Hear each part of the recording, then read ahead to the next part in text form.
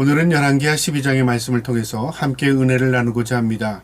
오늘 12장에서는 믿음의 한 사람이 한 나라에 어떤 영향력을 미치게 되며 또 믿음의 그 결과가 어떤 변화를 일으키는가를 우리에게 보여줍니다. 이 한 사람이 바로 제사장 여호야다라는 사람인데요. 이 여호야다의 신앙을 통해서 하나님께서 다시 유다를 회복하시고 은혜를 베푸시는 내용이 오늘 본문의 내용입니다. 뿐만 아니라 이 여호야다가 세상을 떠난 이후에 다시 이 나라가 혼란에 빠지게 되는 것을 보게 됩니다. 우리 한 사람이 힘이 부족한 것 같고 연약한 것 같지만요. 사실 하나님 보시기에는 그 한 사람을 통해서 하나님께서 가정을 변화시키고 그 한 사람을 통해서 하나님께서 나라를 구원하는 역사를 일으키실 수 있는 것입니다. 나 한 사람의 힘은 작은 것 같지만 하나님의 편에서 보면 하나님께서도 오늘날 진실한 한 사람을 찾으십니다. 저와 여러분이 그런 사람 되기를 주님의 이름으로 축복합니다. 먼저 이 12장에 들어가기 전에 11장에 어떤 내용이 기록되어 있냐면요. 남유다의 왕이었던 아하시아가 전쟁에 나가서 죽게 됩니다. 그리고 이제 그 왕의 자리를 대신 이어주는 게 아니라요. 그의 어머니였던 그러니까 아달랴 북이스라엘에서 시집왔던 이 여인이 왕으로 섭정 정치를 하게 되는 겁니다. 그러기 위해서 자신의 친손자들을 다 죽입니다. 그 와중에서요. 이 아하시아의 누이였던 여호세바 그러니까 이 여호야다의 아내였습니다. 그 제사장의 아내였던 이 아하시아의 누이였던 여호세바가 그 와중에 어린 요하스를 이 갓난아이를 숨겨서 그곳에서 빠져나오게 합니다. 그리고 무려 7년 동안을요, 이 아이를 숨겨서 키웁니다. 그리고 때가 되면 그를 다시 모든 백성에게 밝히고 그를 또 왕의 자리에 세우는 역할을 감당합니다. 그러니까 만약에 이 요하스까지 세상을 떠났다면요, 하나님의 약속이 이 남유다에 이어지지 않았을 겁니다. 하나님께서는 다윗왕을 택하시고 그에게 약속하시기를 하나님께서 너를 통해서 너의 후손들에게 계속 왕위를 이어가겠다고 하는 겁니다. 약속하셨습니다. 그게 다윗의 언약입니다. 하나님의 약속은요 변함이 없습니다. 우리가 하나님 앞에 붙들려 있으면 그 약속은 하나님께서 이루어 가시는 것입니다. 다윗은 그 약속을 받은 사람이었고요. 그 후손들은 그 다윗의 약속 때문에 왕위가 이어져 간 것입니다. 자, 그런데 이 북이스라엘에서 시집왔던 이 아달랴가 사탄의 도구로서 남유다의 왕들을 다 그 후손들을 다 척결하는 과정에 제사장의 아내였던 이 여호세바가 그의 조카 하나를 숨겨낸 거죠. 그가 요아스였습니다. 이 요아스는 어린 나이에 제사장의 집에서 성전에서 잘 키워내고 때가 되면 이제 왕으로 세움받고 그 대관식을 통해서 많은 사람들 앞에 이제 왕이 살아있다는 것을 드러내게 됩니다. 그리고 아달랴는 죽게 됩니다. 자, 그 이후의 사건이 오늘 12장의 내용인데요. 이제 예후의 제7년에 북이스라엘의 예후가 왕이었을 때 요아스가 왕이 되어 예루살렘에서 40년 동안 통치하니라. 그러니까 남유다의 왕은 요아스였다 그 말이죠. 근데 요아스가 40년 동안에 통치하는 그 과정에 있었는데 하나님 보시기에 한마디로 뭐였냐면요. 이렇게 평가합니다. 그러니까 열왕기는 하나님의 관점에서 평가하는 겁니다. 2절에 요아스는 제사장 여호야다가 그를 교훈하는 모든 날 동안에는 여호와 보시기에 정직히 행하였으되 다만 산당들을 제거하지 아니하였으므로 백성이 여전히 산당에서 제사하여 분향하였더라. 하나님은 두 가지로 평가하는데요. 이 요아스의 평가 가운데 첫 번째는 제사장 여호야다가 살아있을 동안에는 정직히 했다고 말이죠. 그러니까 요아스가 정직한 게 아니라 요아스가 정직하도록 올바르게 살도록 제사장 여호야다가 큰 도움이 되었다 그 말이죠. 여호야다는 외삼촌이었습니다. 고모부였습니다. 이 고모부가 제사장으로서 이 요아스에게 큰 신앙적 이 도움을 주었던 겁니다. 그러나 이 제사장이 죽은 이후에는요, 하나님 보시기에는 산당을 제거하지 않았답니다. 산당이 어떤 것인가요? 산당은 이 바알이나 아세라상을 섬기는 그런 산당이 아니라 그것은 이미 척결이 되었습니다. 누가 척결했냐면 여호야다가 척결했습니다. 지난주에 봤던 11장 18절에 보면 온 백성이 바알의 산당으로 가서 그 산당을 허물고 그 제단들과 우상들을 철저히 깨뜨리고 그 제단 앞에서 바알 제사장 마단을 죽이니라. 제사장이 관리들을 세워 여호와의 성전을 수직하게 하고 누가 그랬습니까? 바로 제사장 여호야다가 그렇게 한 겁니다. 그리고 이제 왕이 세워지고 이제 왕이 이제 그 나라를 다스리는 가운데 제사장 여호야다가 세상을 떠난 이유는 이 산당이 척결되지 않았답니다. 그러니까 여기에서 말하는 산당은요 무엇이었냐면 이 아달리아가 섭정 정치를 하면서 이 북이스라엘에 있던 산당 이 문화가 남유다에도 전파된 겁니다. 뿐만 아니라 이 산당이라는 개념이요 중앙집권 하나님의 중심이 아니라 다 흩어져 버리는 겁니다. 그래서 여기서도 하나님 섬기고 저기서도 하나님 섬기는 겁니다. 그러다 보니까 어떤 방법으로 하나님을 섬기게 되냐면 자기의 방법, 자기의 생각대로 하나님을 섬기게 됩니다. 오늘날 그런 현상들이 많이 나타납니다. 우리가 하나님의 말씀대로 하나님의 뜻대로 하나님의 방법대로 우리가 하나님을 섬긴다면 어떻게 해야 됩니까? 말씀을 기초로 봐야 되는 것이죠. 그런데 말씀을 덮어놓고 우리는 어떻게 하나님을 섬기냐면요. 내 생각, 내 방법대로 섬겨나가다 보면 오늘날 우리가 여기도 짓고 저기도 짓는 산당이 아니라 우리가 산당적인 의식을 가지고 하나님을 섬기게 되는 겁니다. 내 방법대로, 내 생각대로. 그러다 보니까 이단이 나오게 되고 그러다 보니까 교회의 모습은 있는데 그게 온전한 교회가 아닌 그런 교회들이 많이 나타나는 겁니다. 우리가 중심이 하나님께 있어야 합니다. 그래서 하나님의 말씀대로 하나님 앞에서 그게 얼마나 중요한지 모릅니다. 교회가 교회 될 수 있는 것은요. 교회의 머리가 예수 그리스도시고 우리가 하나님 앞에서 하나님을 섬기는 것뿐만 아니라 하나님의 중심인 말씀 가운데 주님을 섬길 때 우리가 온전한 믿음으로 교회를 세워나갈 수 있는 것입니다. 이처럼 이 산당은요. 하나님을 섬긴다고 했지만 결국은 인간 중심의 이 산당, 제사터가 된 것입니다. 그런데 이 요아스가 이 산당을 척결하지 못한 겁니다. 왜냐하면 그의 고모부가 세상을 떠난 이후에는 의식이 흐리해진 겁니다. 그런데 이 열왕기 12장과 병행 구절인 이 역대하 24장에 보면 이런 말씀이 있습니다. 제가 한번 읽어보겠습니다. 역대하 24장 17절에 여호야다가 죽은 후에, 그러니까 제사장이 죽은 후에 유다 방백들이 와서 왕에게 절하매 왕이 그들의 말을 듣고 그의 조상들의 하나님 여호와의 전을 버리고 아세라 목상과 우상을 섬겼으므로 그 죄로 말미암아 진노가 유다와 예루살렘에 임하니라. 무슨 말이냐면요. 제사장이 세상을 떠나니까 원점으로 돌아가는 겁니다.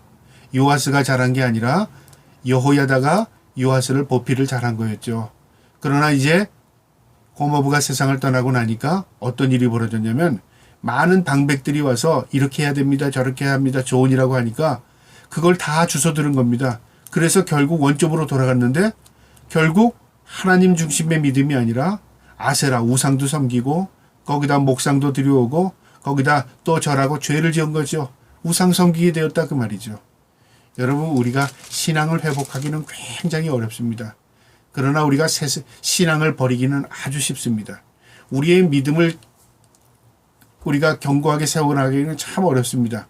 그런데 우리의 믿음을 쏟아버리기는 참 쉽습니다. 성경이 우리에게 그걸 보여줍니다. 이처럼 여호와스는 하나님 보시기에 여호야다가 살아생전은 잘했다. 그러나 여호야다가 죽은 후에는 그는 산당을 제거하지 않았다. 다시 원점으로 돌아갔단 말이죠. 평가를 볼 때 요아스의 평가는 여호야다의 전후로 완전히 달라지는 겁니다. 그 다음에 이제 4절부터는 그가 40년 집권하던 그 시기에 하나님께서 무엇을 보셨는가를 내용을 쭉 설명하는데요. 여기에 다 그의 업적을 설명하지 않습니다. 성경은 구속사입니다. 하나님의 관점에서 기록한 겁니다. 하나님이 뭘 보셨냐면 그가 성전을 재건하는 것을 하나님 기뻐 보신 겁니다. 어떤 일이 벌어졌냐면 이제 요아스가 그러니까 자기의 고모부가 살아생전에 이런 일을 한 거죠. 성전이 너무 파괴되어서 이 성전이 기능을 제대로 하지 못한 거죠. 그래서 성전을 회복하자. 그래서 수리를 하고 고쳐야 되겠다. 6절에 요아스가 왕 제23년에 이르도록 제사장들이 성전에 훼손된 데를 수리하지 아니하였는지라. 제사장들이 의식이 없어서 성전이 파괴된 것들을 그대로 방치하고 있은 거죠. 그래서 제사장이 보기에 왜 성전을 이렇게 파괴된 데로 그대로 놔두느냐. 이 성전을 재건하고 회복하고 수리해라.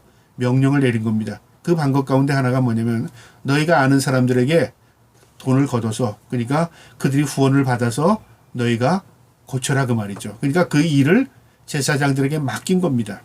7절 하반절에 보면 너희가 아는 사람에게 은을 받지 말고 그들의 성전에 파손된 데를 위하여 드리게 하라. 그러니까 너희가 그들의 성전 수리를 위하여 모금을 하되 그 모금물에서 그거 수리하라고 했습니다. 그랬더니 그 일을 행하지 않은 거예요. 6절에 보니까 제사장들이 성전에 파손된 데를 수리하지 아니하였는지라. 그래서 요아스 왕이 왜 수리하지 않았느냐. 그러니까 그들이 아무 말 하지 못한 거예요. 그러니까 앞으로는 너희가 그들에게 돈을 받아서 수리하지 말고 너희는 여기 손떼라 그 말이죠. 8절에 제사장들이 다시는 백성에게 은을 받지도 아니하고 성전 파손한 것을 수리하지도 아니하기로 동의하니라. 우리가 안 하겠습니다. 그러니까 왕이 맡겼지만 그들이 제대로 수행하지 못한 거죠. 그래서 왕이 어떻게 하냐면요.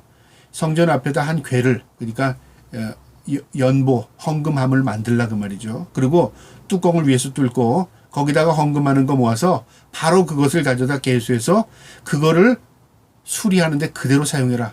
그러니까 수리할 수 있도록 그렇게 명령을 내린 겁니다. 9절에요. 제사장 여호야다가 한 궤를 가져다가 그것의 뚜껑에 구멍을 뚫어 여호와의 전 어기 오른쪽 곧 제단 옆에 두매 여호와의 성전에 가져오는 모든 은을 다 문을 지키는 제사장들이 그 궤에 넣었더라.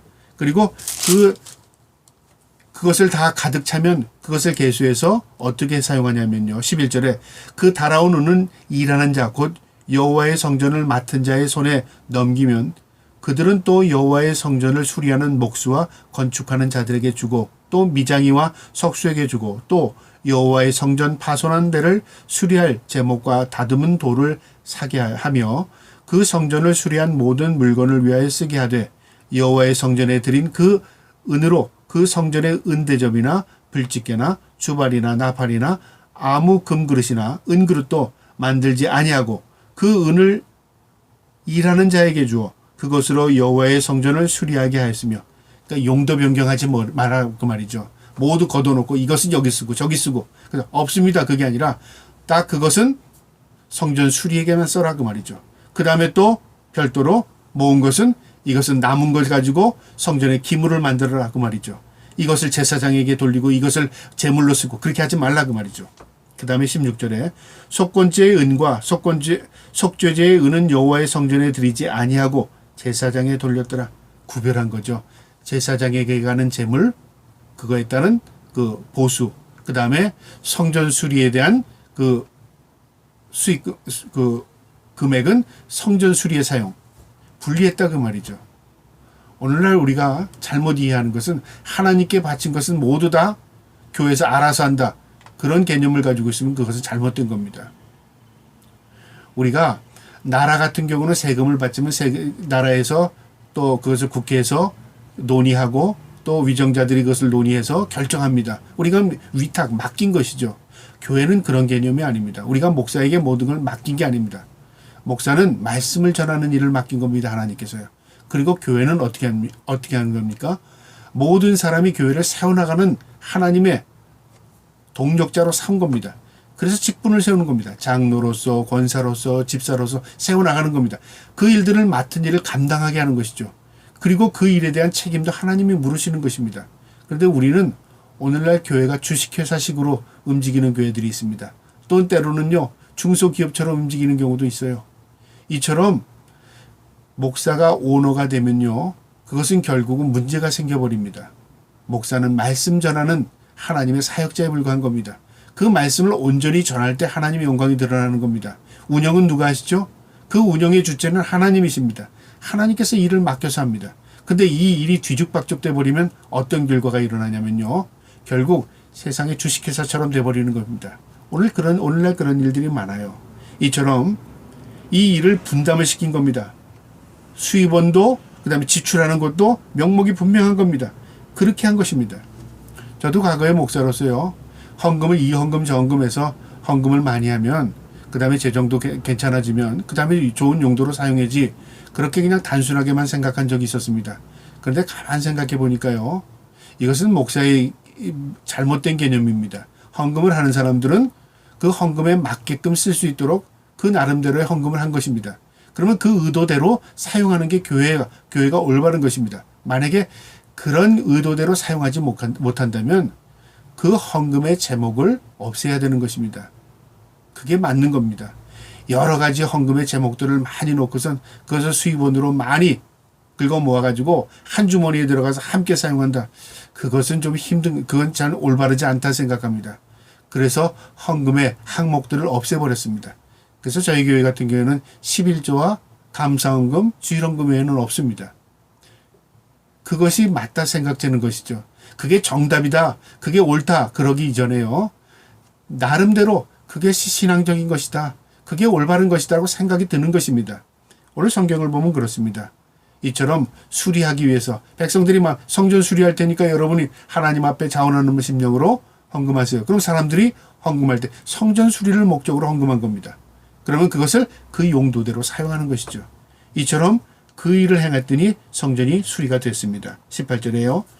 그 다음에 17절에는 이때 아람 왕 아사엘이 올라와서 가드를 쳐서 점령하고 예루살렘을 향하여 올라오고자 하므로 이제 전쟁이 생각지도 않게 이 요아스 시대에 전쟁이 일어났는데요. 이게 갑자기 성전 수리 끝나고 전쟁이 일어나니 무슨 얘기냐면요. 요 중간에 열왕기에는 기록되지 않았지만 역대기에는 이 사건의 배경이 기록되어 있습니다. 어떤 내용이 있냐면요. 이런 내용입니다. 제사장 이 여호야다가 세상을 떠난 이후에요. 이제 19절에 그러나 여호와께서 그들에게 선지자를 보내사 다시 여호와께서로 돌아오게 하려 하심에 선지자들이 그들에게 경고하였으나 듣지 아니하였더라. 이 여호야다가 세상을 떠난 이후에 이 여호와스도 의식을 잃습니다. 그러니까 우상을 섬기는 일을 다시 진행한 거죠. 왜냐하면 여러 방백들이 와서 이 말하고 저 말하니까 아세라 목상도 세우고 우상을 다시 섬겨나간 겁니다. 제사장 한 사람이 세상을 떠나니까 이런 일들이 반복되는 겁니다. 자, 그런데 하나님께서 선지자를 보내서 그거 아니다, 회개했어요. 다른 길로 가지 말라. 그런데 많은 사람들의 이야기를 들은 겁니다. 그래서 다시 우상을 섬기게 된 겁니다. 하나님께서요. 이제 여호야다의 아들이었던 스가랴 선지자를 통해서 말씀하십니다.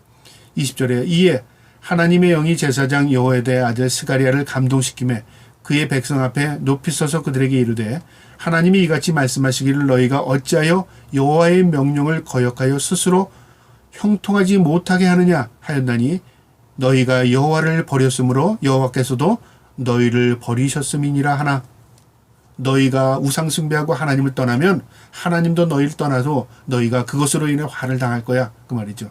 여기서 이 스가랴는 누구였냐면요.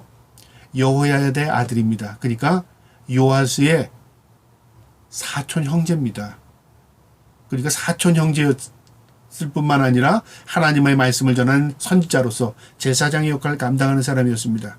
그러니까 들을 만한 사람인데 듣질 않은 거예요. 21절에 무리가 함께 꾀하고 그러니까 무리의 그 제사장의 말, 선지자의 말을 들은 게 아니라 그 옆에 있는 방백들의 말을 들은 겁니다. 친구의 말, 그 다음에 그 사신들의 말을 그 옆에 있는 많은 사람들의 말을 들은 거죠. 무리가 함께 꾀하고 왕의 명령을 따라 그를 여호와의 전뜰 안에서 돌로 쳐 죽였더라. 자기의 사촌이자 제사장이었던 하나님의 말씀을 전하는 이 스가랴를 돌로 쳐 죽인 겁니다. 마치 북한의 김정은이가 그의 고모부 장성택이를 죽인 그런 모습과 이렇게 얼마나 흡사한지 모릅니다. 22절에 요아스 왕이 이와 같이 스가랴의 아버지 여호야다가 베푼 은혜를 기억하지 아니하고 그의 아들을 죽이니 그가 죽을 때에 이르되 여호와는 감찰하시고 신원하여 주옵소서 하였더라. 하나님 보시죠. 하나님 헤아려 주세요. 그리고 죽었다는 거예요. 그런데 그 결과가 나타난 겁니다. 그런데 뜻하지 않게 아람 군대가 쳐들어온 겁니다. 쳐들어왔는데요. 아람 군대도 큰 전쟁을 일으키려고 쳐들어온 게 아닌 것 같습니다. 그런데 이 전쟁으로 인해서요, 피해가 얼마나 컸는지 유다가 큰 피해를 입습니다. 24절에요. 아람 군대가 적은 무리로 왔으나, 적은 무리가 큰 전쟁이 아니라 그 말이죠. 사소한 일로 왔든지 뭔들 왔는지 큰 군대가 오지 않았습니다. 그런데 여호와께서 심히 큰 군대로 그들을 손에 넘기셨으니, 심히 큰 군대를 그 손에 넘겼답니다. 유다의 큰 군대가 적은 무리의 아람 군대에게 대패를 한 겁니다. 이는 유다 사람들이 그들의 조상들이 하나님 여호와를 버렸음이라. 이와 같이 아람 사람들이 요아스를 징벌하였더라. 하나님께서 요아스를 징벌하기 위해서 아람 군대를 일으키신 거죠.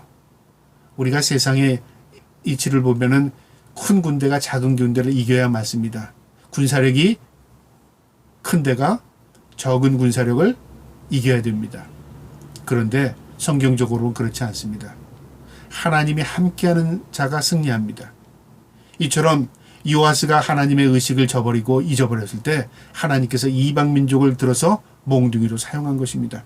자, 그 결과가 어떻게 되냐면요. 이 전쟁에서 대패하고 요아스는 부상을 입습니다. 25절에 요아스가 크게 부상함에 적군이 그를 버리고 간 후에 그의 신하들이 제사장 여호야다의 아들을 피로 말미암아 반역하여 그의 침상에서 쳐 죽인지라.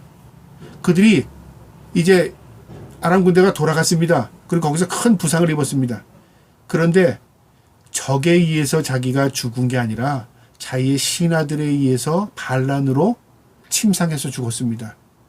자기가 믿었던 그 말을 들었던 그들이 자신을 죽인 거죠. 왜 이런 일이 벌어졌습니까? 하나님의 심판이 임한 것입니다.